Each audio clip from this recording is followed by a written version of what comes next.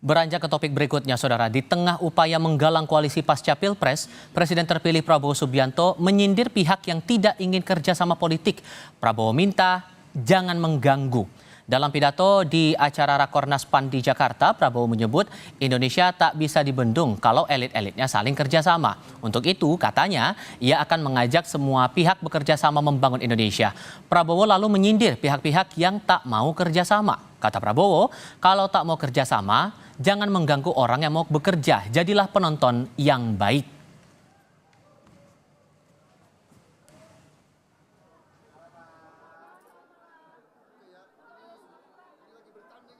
Saya akan berjuang terus bersama semua kekuatan yang mau diajak kerjasama. Yang tidak mau diajak kerjasama, tidak apa-apa. Kalau ada yang mau nonton di pinggir jalan, silahkan jadi penonton yang baik. Tapi kalau sudah tidak mau diajak kerjasama, ya jangan mengganggu. Orang lagi mau kerja kok. Kita mau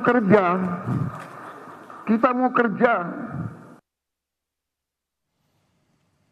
Presiden terpilih Prabowo Subianto blak-blakan meminta kepada pihak yang tidak mau diajak kerjasama agar tidak mengganggunya saat bekerja di pemerintahan mendatang. Pertanyaannya, kepada siapa pernyataan tersebut ditujukan? Kami diskusikan bersama dengan para narasumber kami. Bergabung saat ini Wakil Ketua Umum DPP Partai Gerindra Habibur Rahman dan Direktur Eksekutif Indikator Politik Indonesia Burhanuddin Muhtadi. Selamat sore semuanya, apa kabar? Selamat sore. Terima kasih seluruhnya sudah hadir dalam diskusi kami kali ini. Bang Habib, pernyataan Pak Prabowo itu kalau ada yang tidak mau kerjasama jangan ganggu, ditujukan ke siapa sih sebetulnya, Bang? Ya, itu adalah pernyataan yang normatif ya, dan sering sekali disampaikan Pak Prabowo sejak dahulu ya dalam berbagai event maupun baik event internal di Partai Gerindra, forum-forum pengkaderan, taklimat ya, maupun di event-event yang terbuka ya, ketika kampanye akbar 3 pemilu. Intinya sebetulnya Pak Prabowo itu kan ingin mengimplementasikan politik kebersamaan, politik merangkul agar semua elit-elitnya bisa bersatu, bekerja keras untuk kesejahteraan rakyat. Ya, bersatu itu kan belum tentu dalam satu pemerintahan, belum tentu dalam satu kabinet ya. Bisa di luar pemerintahan maupun dalam maupun di dalam. Tetapi semangatnya sama-sama ingin melakukan yang terbaik untuk bangsa dan negara. Nah, kalau ada yang di luar itu, maka ya jangan mengganggu. Nah, hal-hal seperti ini memang sering sekali disampaikan Pak Prabowo ya. Ya, sehingga menurut saya kita nggak perlu mempertanyakan diarahkan kepada siapa, apalagi mengartikan ya, mencocok-cocokkan. Oh, ini ada partai yang sulit komunikasi, dianggap begitu, lalu dianggap bahwa tujuannya ke sana. Enggak, sama sekali enggak. Jadi Kalau tidak kita ada yang paham, mengganggu sejauh ini ya dari internal koalisi solid, atau ada yang mengganggu di luar nih? jadi gini, makanya Anda simak ya Oke. apa yang saya sampaikan, jangan terpaku pada yang sudah disiapkan pertanyaannya ya.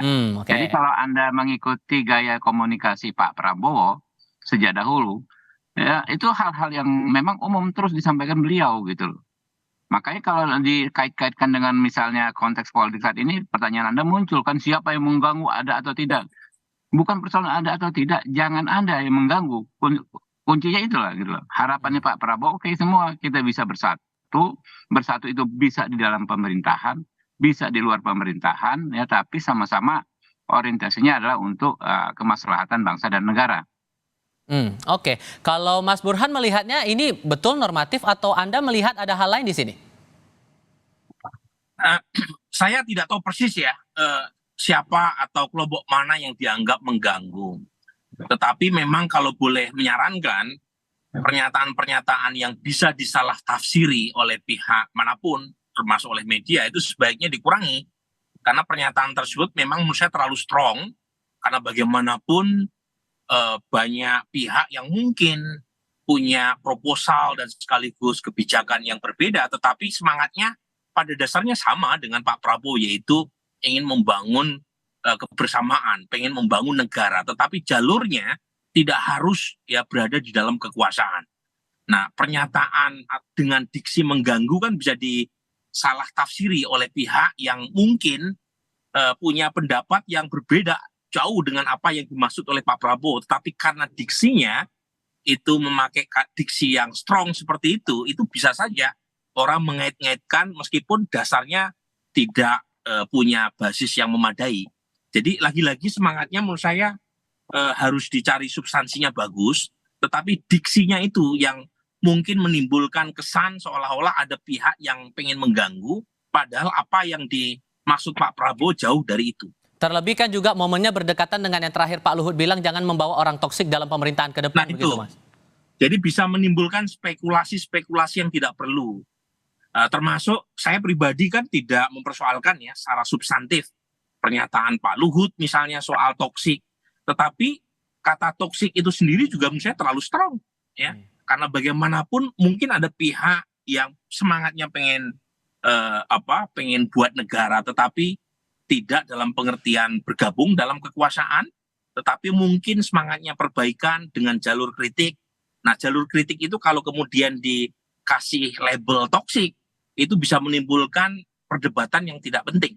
Jadi menurut saya kita perlu memakai bahasa-bahasa yang lebih positif, meskipun berada dalam kelompok yang berbeda, tetapi semangatnya sama. Nah, saya ingin memakai pendekatan yang penting ini. Satu, kita mengenal yang disebut dengan istilah state. State itu negara. Dalam konteks state atau negara, siapapun, baik dia oposisi maupun koalisi pemerintah, itu semangatnya merangkul seperti yang Pak Prabowo sampaikan berulang kali. Tapi dalam konteks pemerintahan atau government, orang bisa berbeda proposal kebijakan. Dan kalau misalnya orang berbeda proposal kebijakan, tidak harus dimaknai sebagai bermusuhan. Jadi beda antara enemy dengan opponent. Opponent itu semangatnya bertanding, tetapi enemy itu semangatnya dimusnahkan. Nah, semangat semacam ini harusnya nggak muncul dalam konteks masyarakat yang demokrasi. Tapi di sisi lain, kalaupun kemudian Pak Prabowo sudah menekankan kalau ada yang tidak mau kerjasama, jangan ganggu. Sejauh ini upaya untuk merangkul partai lain untuk bisa bergabung dalam pemerintahan untuk menyukseskan pemerintahan Pak Prabowo ke depan, bagaimana nih Bang Habib? Apakah sudah mulus atau tidak? Kita jawabnya nanti ya Bang ya, usai jeda berikut ini. Masih kami lanjutkan diskusi bersama Habibur Rahman, mewakili Partai Gerindra, dan juga Burhanuddin Muhtadi dari Indikator Politik Indonesia. Sekalipun kemudian ada pernyataan bahwa kalau tidak mau kerjasama jangan ganggu, itu bukan berarti bahwa Partai Gerindra tertutup untuk kritik-kritik untuk pemerintahan berikutnya ya Bang Habib? Oh ya, tentu saja tidak ya. Bagian dari kerjasama adalah kami ingin menerima kritik dari internal ya maupun dari eksternal partai lain ya. Kami ingin sekali kemana-mana, saya juga ditugasi menghadiri acara-acara seperti ini, ada instruksi khusus menyerap masukan dari narasumber-narasumber lain. Itu disampaikan. Saya kan salah satu jubir kan, disampaikan kepada kami. Jadi kami ini ditugasi bukan hanya untuk bicara, Mas, tetapi juga untuk mendengar. Nah, sehingga kembali saya katakan itu adalah pernyataan normatif yang amat sering disampaikan Pak Prabowo, terutama di forum-forum yang internal memang ya. Ingat sekali saya dulu 2009 ya Pak Prabowo pidato di hadapan kami, aktivis, ada buruh dan lain sebagainya. Ke depan kebijakan Partai Gerindra adalah bagaimana bekerja sekeras mungkin mencapai kesejahteraan rakyat. Bagi yang ragu-ragu di ruangan ini silahkan keluar. Nah, itu kan semacam kata-kata motivator ya. Kalau dulu saya aktivis ya pro demokrasi, yang disampaikan motivator kan ketika melakukan yang namanya memotivasi kader-kadernya ya. Begitu juga Pak Prabowo mungkin dulu di Kopassus ya di TNI itu kan pelatih, tugasnya adalah memotivasi pasukannya. Yang ragu-ragu silakan minggir ya kan. Yang kita dengan kekuatan ini kita akan maju terus. Kurang lebih begitu. Mas, saya mohon maaf ya, waktu saya mepet ini. Tinggal 5 menit lagi. Kurang lebih begitu. Jadi kalau upaya-upaya merangkul partai lain terus juga kami lakukan. Baiklah. Terima kasih banyak Bang Habibur Rahman sudah mau hadir dalam diskusi kami kali ini. Tapi kita juga perlu menyaksikan juga pernyataan dari PDI Perjuangan yang terakhir kali menyampaikan itu dari politisi Deddy Sitorus. Ia menilai pernyataan Prabowo yang minta pihak yang tak mau kerjasama jangan mengganggu perlu diklarifikasi sendiri oleh Prabowo. Katanya ia menyayangkan pernyataan Prabowo jika pesan jangan mengganggu ditujukan untuk pihak yang ingin beroposisi atau berada di luar pemerintahan. Kita simak dulu. Atau yang dimaksud adalah kekuatan-kekuatan politik yang tidak mau bergabung dalam gerbong pemerintahan, artinya menjadi bagian dari kabinet gitu ya. Kalau itu yang dimaksud, itu sungguh kita sayangkan karena demokrasi kita ini kan memberikan hak bagi tidak saja individu tetapi juga kelompok masyarakat, bahkan organisasi non pemerintah, bahkan partai politik untuk memberikan masukan, kritik. Jadi kalau itu yang dianggap mengganggu, ya saya kira Pak Prabowo harus mengklarifikasi itu.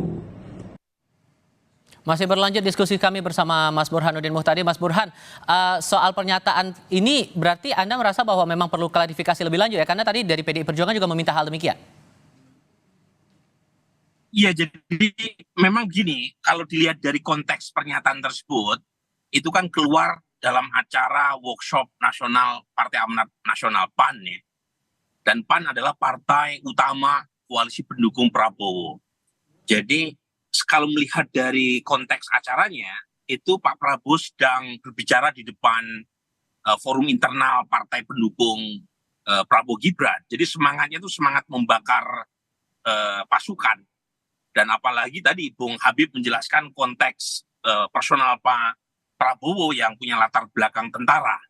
Tentara kan kita tahu ya, pakai bahasa hitam putih, kadang-kala pakai bahasa yang with us or without us gitu ya. Jadi pakai bahasa yang serba black and white, sesuatu yang mungkin dalam konteks politik, apalagi seorang yang baru saja ditetapkan sebagai presiden terpilih, itu menjadi kurang tepat. Karena bahasa semacam itu bisa disalah tafsiri. Ditambah Jadi lagi dalam momen yang sama, Mas Burhan, Prabowo sempat menyindir masalah ada parpol yang ngaku-ngaku milik Bung Karno, terus menyindir ada partai yang minta mahar tapi tak setia ujung-ujungnya. Nah itu dia, jadi lagi-lagi konteks internal bertemu dengan latar belakang personal tentara yang hitam putih, yang mungkin tidak cukup punya banyak kepandaian berdiplomasi ya. Nah, beliau kan pada dasarnya juga tidak 100% politisi kan Pak Prabowo itu. Jadi itu kemudian mengeluarkan pernyataan-pernyataan yang sangat mudah sekali untuk ditafsirkan ada pesan lain yang disampaikan oleh Pak Prabowo. Jadi menurut saya ke depan Pak Prabowo harus lebih banyak berhati-hati ya mengeluarkan pernyataan. Karena beliau sekarang bukan hanya ketua umum partai Gerindra, beliau adalah calon pemimpin nasional yang akan segera diangkat sebagai presiden per Oktober 2024, dan setiap pernyataan dari Pak Prabowo akan selalu punya impact dan implikasi politik. Dan karenanya harus hati-hati ya. Kalau tidak bisa menimbulkan kontroversi. Bung Habib nanti akan semakin sering bikin klarifikasi ke publik ya. Kalau misalnya pernyataan tersebut akan disampaikan terus oleh Pak Prabowo. Terakhir singkat saja Mas, apakah kemudian dengan keluarnya pernyataan Pak Prabowo itu menandakan bahwa dari koalisi KIM ini sudah menutup pintu kalau ada mau gabung koalisi lagi, atau ada kans lagi untuk membuka pintu itu? Nah ini menariknya kan di sini ada blessing in disguise ya dari pernyataan Pak Prabowo. Artinya kalau kita menafsirkan dari pernyataan Pak Prabowo itu ada potensi 1-2 partai setia pada jalur oposisi. Ini satu kabar yang baik.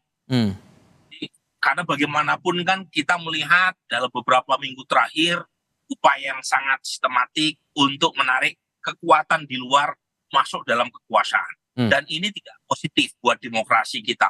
Jadi kita memerlukan pengimbang kekuasaan yang mampu menyorongkan kebijakan alternatif di luar dari apa yang disampaikan oleh penguasa. Jadi pernyataan Pak Prabowo ini menyiratkan ada 1-2 partai yang tetap berada di luar.